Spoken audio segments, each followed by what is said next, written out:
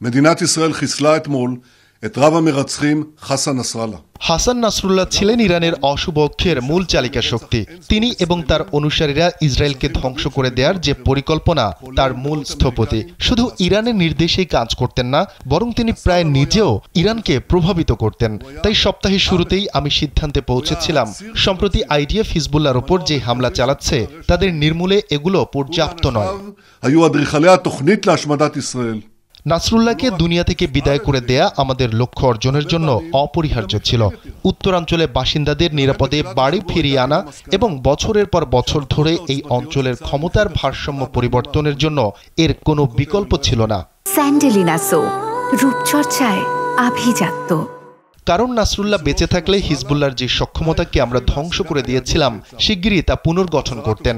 তাই আমি নির্দেশ দিয়েছিলাম, আর এখন নাসরুল্লাহ বেঁচে নেই, তার নির্মূল আমাদের বাসিন্দাদের বাড়ি ফিরিয়ে আনার পথকে ত্বরান্বিত করবে। এছাড়া আমাদের দক্ষিণাঞ্চলের বন্দীদের মুক্তির পথ আরো সহজ করবে। গাজার ইয়াহিয়া সিনাওয়ার যত দ্রুত বুঝতে পারবেন যে নাসরুল্লাহ আর তাকে সাহায্য করতে পারবেন না, তত দ্রুতই আমাদের জিম্মিদের মুক্তির সম্ভাবনা বাড়বে।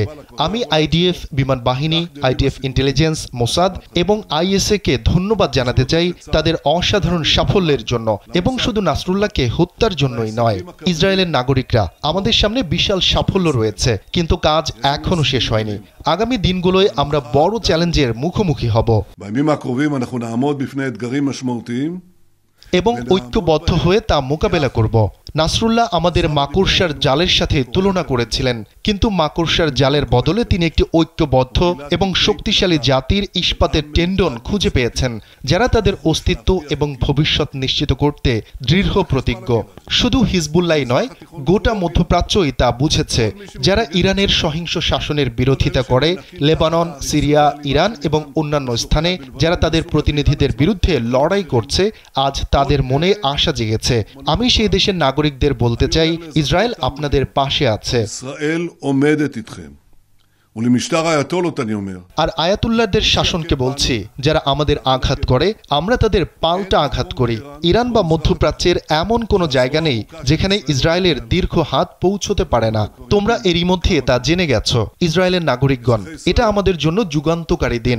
আমরা এমন একটি ঐতিহাসিক বাঁকে রয়েছি যা ভবিষ্যতে স্মরণীয় হয়ে থাকবে। 1 বছর আগে 7 অক্টোবর আমাদের শত্রুরা আমাদের আক্রমণ করেছিল এবং ভেবেছিল ইসরায়েল ধ্বংসের পথে। 1 বছর পরে আঘাতের পর আঘাত, সাফল্যের পর সাফল্য, তারা বুঝতে পেরেছে তাদের আশায় গুড়ে বালি। ইসরায়েল এগিয়ে যাচ্ছে, আমরা জিতছি।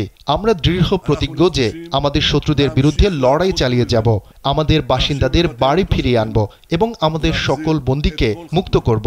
আমরা তাদের এক মুহূর্তের জন্য ভুলে যাইনি। প্রিয় ইসরায়েলের নাগরিকরা, আজ আমি জোর দিয়ে বলছি, আবারও আমরা একসঙ্গে লড়াই করব এবং ঈশ্বরের সাহায্যে একসঙ্গে জয়ী হব।